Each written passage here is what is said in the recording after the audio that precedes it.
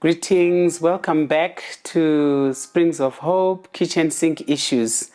Really welcome back. If you're new to this channel, welcome. This is a place you can make home. If you've been here before, welcome. And as usual, I will encourage you, please subscribe, switch on the notification button, share these videos, and comment. Please put your comments if there's anything that we are discussing that you feel you need to be a part of, not just by listening to these videos, but also comment and, put your own opinion regarding the subject matter. Last time we talked about a scripture, Genesis 2:25, which says they were both naked and not ashamed. And we've had very interesting contributions, and I'm sure we'll make other videos on the basis of what people are saying and talking about. But I just thought maybe today we could discuss about something else slightly different, but which works to build, on this conversation. And it's something that I would call the power of agreement. And we are basing this on the Bible yet once again, from the book of Amos chapter 3, verse 3, which says, "Can two walk together except they be agreed?" And in Shona it reads, "Ko vaviri vangafambi pamwe chete vasina kumbotenderana here?" And the answer is usually no. Vanhu kuti tifambe pamwe chete, we have to have agreed. For the two to walk together, we have to have agreed, and I feel it's a topic that is not, at least as much as I think is important, it's not talked about, the power of agreement. Sometimes, in marriage, people, they would live, life separately, together, but separate for the longest of time. And when you live life like that, there is so much pilferage in terms of the mental power that could come together, the synergy that could come together when you put your mind together, the synergy that could come when you put your money together, the synergy that can come when you do things together. We lose all that when we choose to remain individuals within the context of a marriage and or a relationship. I believe that sometimes it takes us very long to come to that place of congruence where the two of us are truly defined as one. I know that in marriage we start off, as boyfriend and girlfriend. We graduate, we become fiancé, and we graduate to becoming husband and wife. And all that, is us growing into becoming one, the two becoming one. But even after we've been pronounced one on the day of our wedding, that does not necessarily mean we are together mentally. We are together spiritually. We are together, in our way of looking at life. Many a times you find, even when we have been pronounced husband and wife, it's possible to continue to live life as individuals, separate and yet together. But what we want to talk about is how can we migrate each from their own space to come into each other's space and begin to walk together, where life is paced together as husband and wife, and begin to achieve life and or attack life as a unit, as opposed to two separate individuals. And like we read earlier, the Bible actually says, "Can two walk together except they be agreed?" I'm sure other versions will say it's impossible. And we know it is very difficult for us to come together, and walk together unless we have agreed. So how do we get to that place of agreeing? I honestly believe communication is very, very important.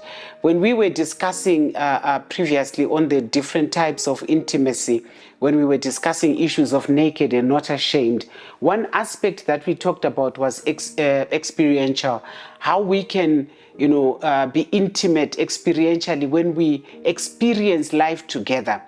And when you grow and develop that aspect in your relationship, you will find that you will begin to do things together. You will begin to enjoy life together. You will begin to conquer life together. It just reminds me as I'm talking, if you have watched that channel, National Geographic, and the migration, the Serengeti, the Great Migration in the Serengeti, and in this the wildebeest, they conquer the crocodiles of that great river that they have to cross, annually, by crossing together at the same time. And life is like that for us as humans. There are certain conquests that we can only benefit and or achieve if we attack life together. Finances, in the area of finances, very important for us to agree. I know today we live life differently. Some people say you have, your own account. I have my own account. Some people say we divide, expenses at home. You do handle some, I handle, others. It is okay for whichever way you choose to live life, as long as you have agreed that's how we are going to live life. That's what I'm saying. I'm not saying, like other people would say, for everybody, put your money together. If it works for you, please go ahead and do that. But even if the money is not in the same pot, we have to agree on how we handle expenses at home. We have to agree on how we save for the future, as a family. We have to agree. And, I was just mentioning that sometimes success in life is not so much that you have lots of money, but sometimes it's just that capacity to agree at something, with whoever it is that you are supposed to be in agreement with. And the moment you agree, you achieve mileage faster and better than you would on your own. Even the Bible tells us in the book of Ecclesiastes that two are better than one, because when one is cold, the other will warm the other. Very, very important.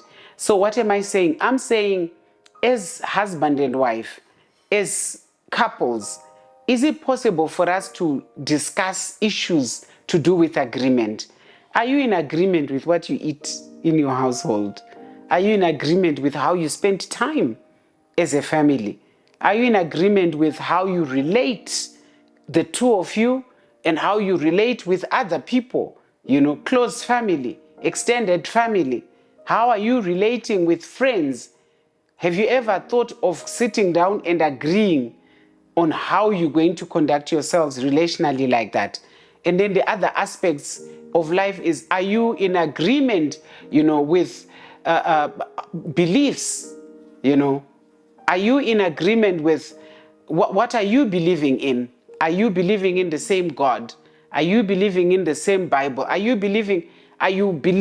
together in your faith?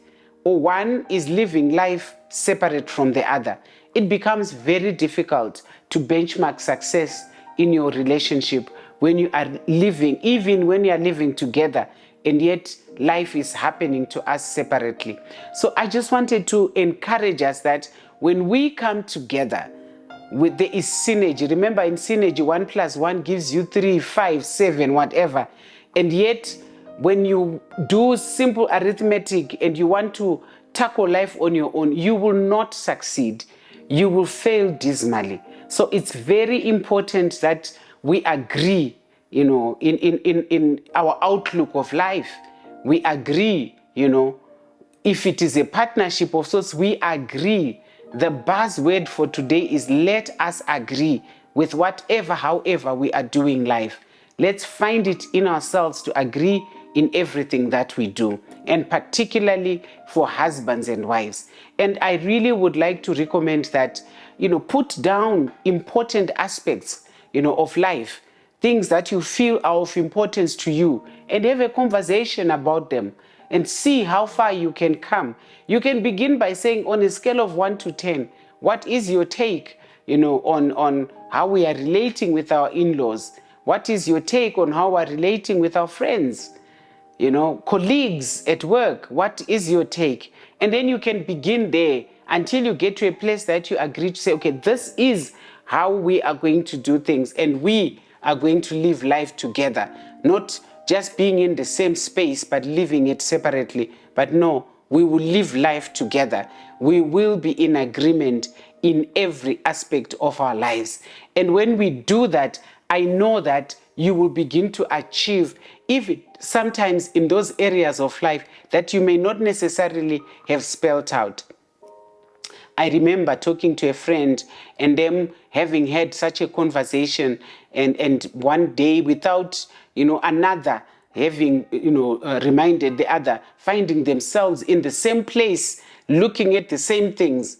And it emanates from a place because they, as a husband and wife, had had a conversation and agreed this is what we want to do.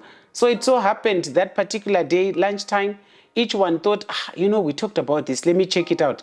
Meanwhile, the other is also thinking the same, and they found themselves in the same place. There is power in agreement.